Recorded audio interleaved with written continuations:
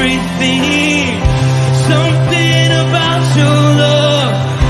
Something about your love changes everything. Changes everything. Something about your love.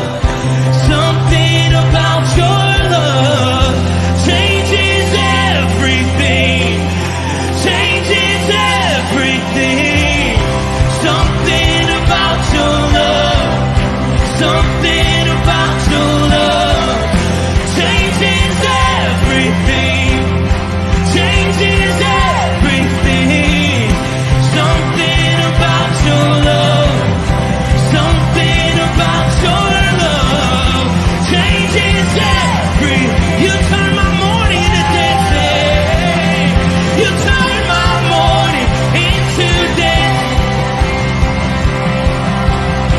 You turn my morning into dancing. You turn my morning into dancing. 'Cause your love changes everything. Your love changes everything. You turn my morning into dancing. You turn my morning into dancing. You turn my morning into dancing. 'Cause your love changes everything. Your love changes everything. Oh, there's something about your love. Something about your love changes everything in my body. Oh, something about your love. Something about your love changes everything. It changes everything. Something about your love. Something about your love changes everything. It changes everything. Something about your love. Something about your love changes everything. Changes everything. Something about your love. Something about your love changes everything. Something about your love.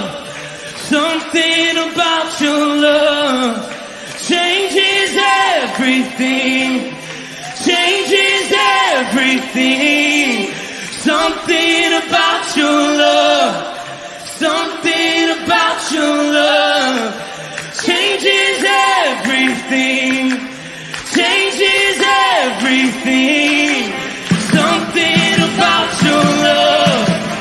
Something about your love changes everything. You turn my morning into dancing. You turn my morning into dancing. You turn my morning into dancing. You turn my morning into dancing. You turn my morning into dancing. Something about your love. Something about your love changes everything. Good morning and blessed Monday morning. Pastor Tom, Firmly Rooted Ministries, and we are strengthening our roots, looking at Jonah chapter 4. Good to have all of you on board. I hope you had a chance to be a part of the Bible study and the message yesterday. This I Am series, I think, is hitting some good spots, and I think it's doing some good work inside of a lot of people's hearts. And so, God is so good. God is so good, and He is so faithful. Let's see who's on board, and then we'll get to our devotion here. And let's see. Oh, yeah, we're live in all the good places, all the right places. Dr. Colleen, good morning. I'm out there on YouTube and stuff. Let's see. Emily Connolly, good morning. I'm also on X. Good morning, Firmly Rooted Family. Chuck B, good morning. Bert, good morning. Connie, Firmly Rooted Greendale, good morning. Alice, good morning. And a bunch of others are out there because I can see you. I can see the numbers. Oh, look at that. Tells me that there's 4 people on X. That's good. I didn't know that it could do that. All right. Drama, good morning. Brian Vlaming, good morning. Great to have all of you. All right. So last week we looked at Jonah, this reluctant prophet who went through the town one day preaching. All of a sudden, everybody repents. And chapter 4 is the most amazing thing to watch and to experience as Jonah, this prophet, and God. Well, Jonah's trying to play chicken with God. He's trying to, I don't know. He's angry. He's angry that God's merciful, even though he was thankful that he was merciful to him. He has this judgmental streak that God should act the way Jonah wants God to act. And since Jonah doesn't like the Ninevites, God should not have forgiven them. And he had even admits it that that's the reason why he left. That's the reason why he took off and went the opposite direction, because he thought that just maybe, God would be merciful to those Ninevites. And no way in the world was Jonah going to participate, even though he was a prophet of God. And even though I'm not doing it. My hatred for those people is greater than my understanding of your grace. Whew. I don't know. It's nuts. Except I believe there's churches and churchy people who live just like Jonah. So that we know that as the devotion went last week, and I'm going to pull up the verses. But to Jonah, this seemed very wrong, and he became angry. Very wrong that God was faithful. And he prayed to the Lord, "Isn't this what I said, Lord, when I was still at home?" See, I had a prayer with you. When you told me to go to Nineveh, I told you, because you might be merciful to them, and I'm not going. And so he defiantly ran the other direction, thinking that he could play chicken with God. And we know how that worked out with the storm and big fish and all that stuff. I knew that you are a gracious and compassionate God, slow to anger and abounding in love, a God who relents from sending calamity, which is absolutely true. Somebody should put an exclamation point after that. But that's exactly what he didn't want God to be. And so he is so upset that he says to God, "Take away my life. It is better for me to die than to live if this is the way that you're going to be."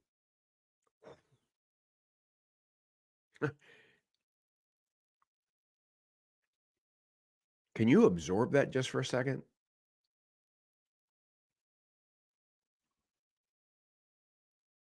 Either he misunderstands what grace, mercy, and compassion are, because all those things prevented God from condemning and judging and hitting him with a bolt of lightning. Or did he somehow think he was worthy of God's grace and the Ninevites aren't?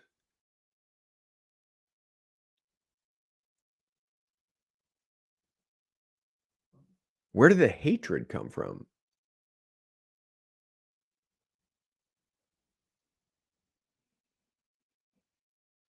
But isn't that the exact meaning of grace and mercy and a God who's compassionate and slow to anger and abounding in love, is that he somehow passes the sin and redeems the sinner?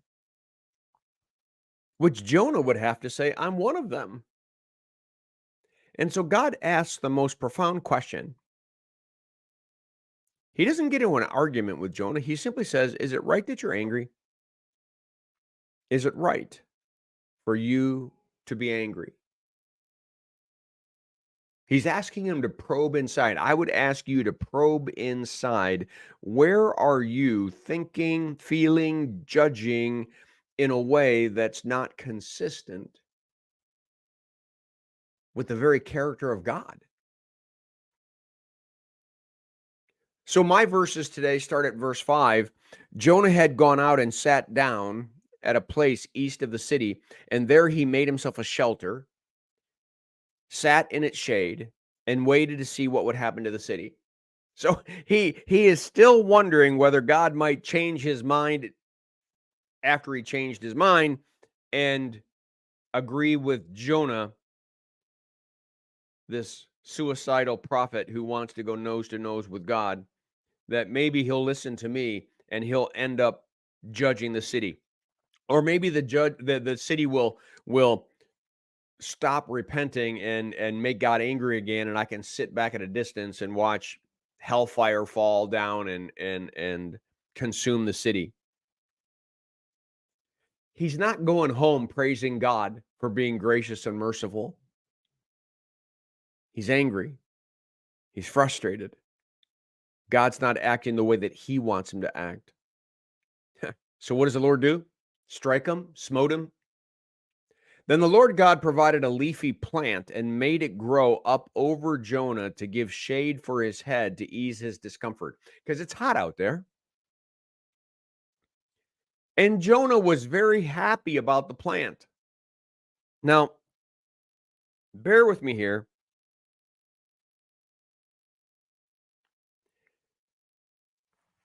Jonah knows that God created the plant. Like a plant doesn't just grow in the middle of the desert and all of a sudden give you shade, but there's no plants anywhere else.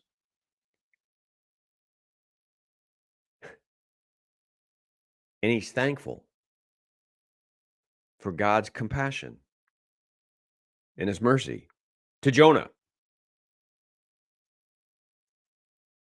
I don't know. Sometimes I worry about Christians who can't accept God's unconditional love, and then I worry about Christians who accept it but then can give it to no one. They become the judges of everyone.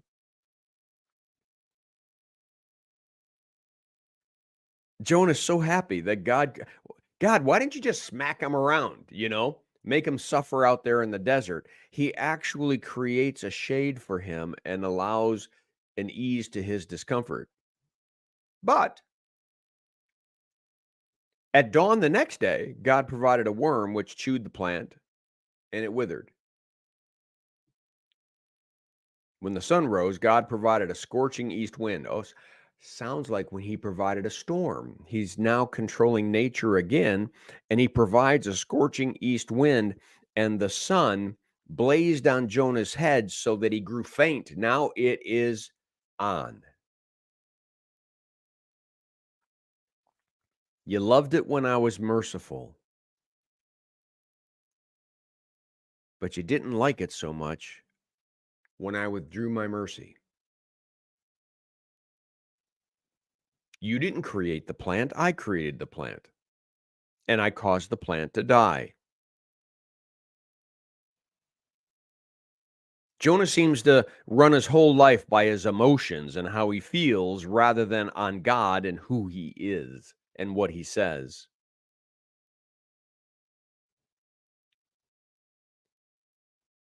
It says at the end of verse 8, he wanted to die and said, it would be better for me to die than to live. Same thing he said before, right? God, you're being so unfair to me. God, you're being so unfair to me. It would be better if I just died right now. You give me a plant that gives me shade and then you remove it. Nowhere here is he saying, are you trying to teach me a lesson?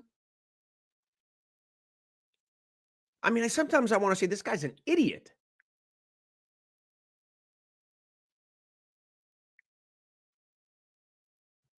Until I see myself in Jonah, and then it really stinks.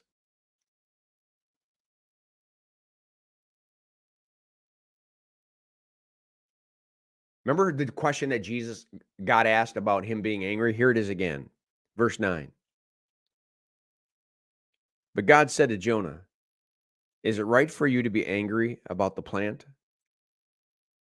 It is, he said. And I am so angry, I wish I were dead. I am so angry that I wish I were dead because you had grace and mercy on those Ninevites. I am so angry and I wish I were dead because you took that comfort of that plant away. I am angry every time you don't act the way that I want you to act because I want to be the God of my own world and my own existence. Talk about a reluctant prophet.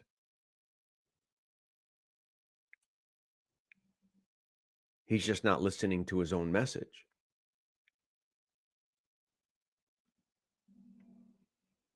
Hmm. Can we be Christians who don't listen to our own message? Like I said, I know Christians who have trouble understanding and believing that they are absolutely forgiven. Then I know Christians who know that they are absolutely forgiven and are judgers of everyone. It's a little bit of Jonah going on. Well, I think Aaron, he gets to finish tomorrow the book of Jonah. I hope that this has been a great devotion for you. Someday I think it's going to be a great sermon series. But there's much here to ponder in this short 4 chapters, but I'm not going to get into Aaron's section for tomorrow. I see that Olivia jumped on board. Good to have you, sweetheart. All right. I think that's it. Let me pull myself out of here and get to where I need to be. All right. There we are. All right, everyone. Blessings on your day. Make it a firmly rooted day, and may someone see Jesus in us today. Peace.